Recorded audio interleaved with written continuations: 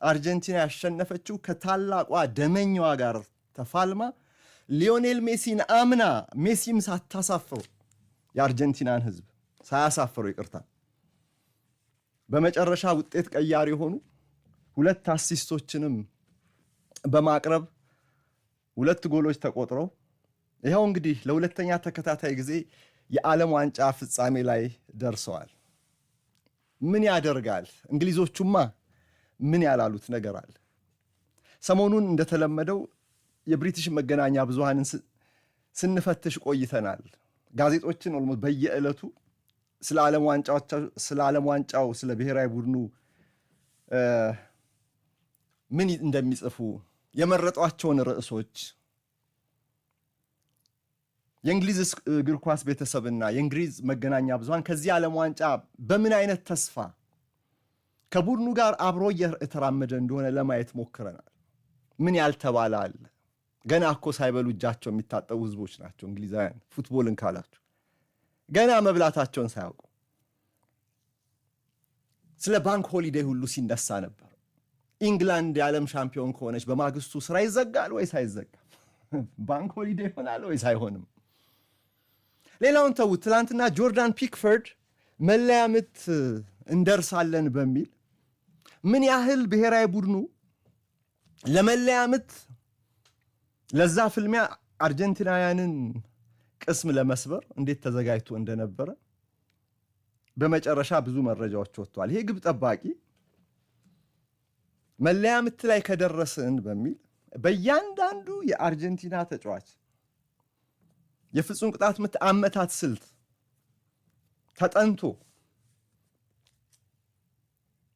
ለእርሱም ብሪፍ ተደርጎ እርሱም ደግሞ መመሪያዎቹን እንዳይረሳ በውሃ መጠጫ ኮዳው ላይ ሳይቀር ጥርት ባለ ህትመት መረጃዎቹን ለጥፎ ነበር ወደ ጨዋታ የገባው። ምናልባት 90 ደቂቃቸው ነው 30 ደቂቃም ባይለይ ወደ መለያ ምት ብንገባ እንግሊዝ ከዚህ በፊት ልቦናዋ ተሰብሮ ያውቃል። በተደጋጋሚ በመለያ ምት የእንግሊዞች ናይትሜር ይሄ ነው አንዱ። በዓለም ዋንጫ በአውሮፓ ዋንጫ ላይ እንደዚህ አይነቱ ስህተት እንዳይደገም በሚል ጥንቃቄ የበዛበት ጥቃቅን ጉዳዮች ሁሉ ትኩረት የተደረጉበት ዝግጅት ተደርጎ ነበር። ሜሲ ሲመታብህ ወደ ግራ አመንታና ወደ ቀኝ ተወርወር ይላል መረጃው። ግብ ጠባቂው የራሱ ውሃ ኮዳ ላይ የለጠፈው።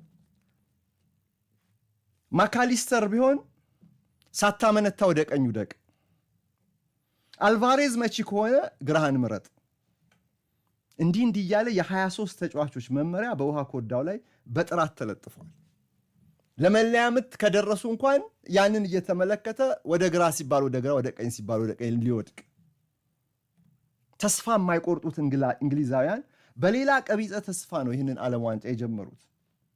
ደጋፊዎቻቸው ለአርጀንቲና መራር ናቸው።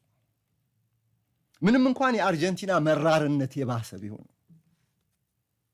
የአታላንታ ፖሊስ ታዲያ ይህንን ስለሚያውቅ ትላንትና አልሞ ተኳሽ ፖሊሶችን ሁሉ የፖሊስ ኮማንዶችን ሁሉ ያሰማራው ስናይፐር የያዙትን ጥይት የሚያስተኩስ ባይሆንም የደጋፊዎች አምባጓሮ ትላንትና በከተማይቱ ታይቶ ነበር። በርካታ የእንግሊዝ ደጋፊዎች በፖሊስ ቁጥጥር ስር ውለዋል። ከጨዋታው በኋላ ግን መለቀቃቸውን በአሜሪካን የእንግሊዝ ኤምባሲ ይፋ አድርጓል።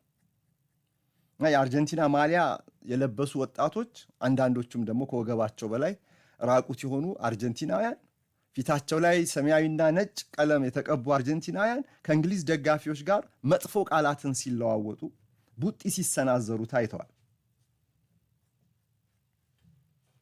እንግዲህ ኢንግላንድ